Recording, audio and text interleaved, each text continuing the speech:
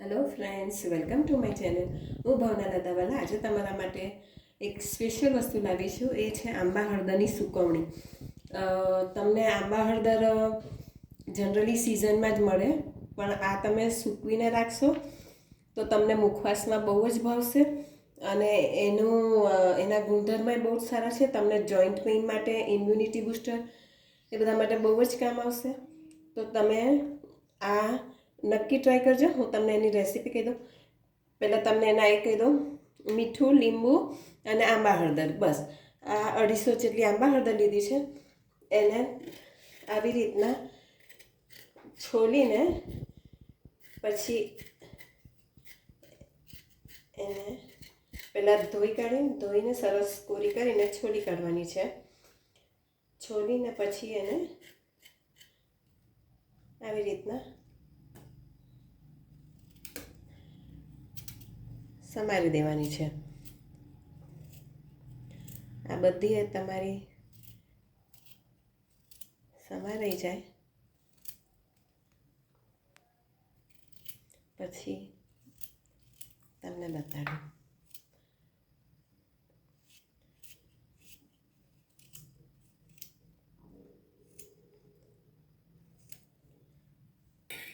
પછી એમાં મીઠું સ્વાદ પ્રમાણે અને એક મોટા લીંબુનો રસ એ નાખવાનો છે.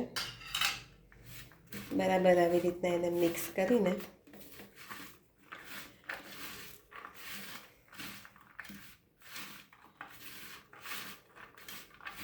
લીંબુ મીઠું સરસ મિક્સ થઈ જાય પછી એને આવી રીતના લગભગ 2 કલાક નીચે રાખવાનું છે.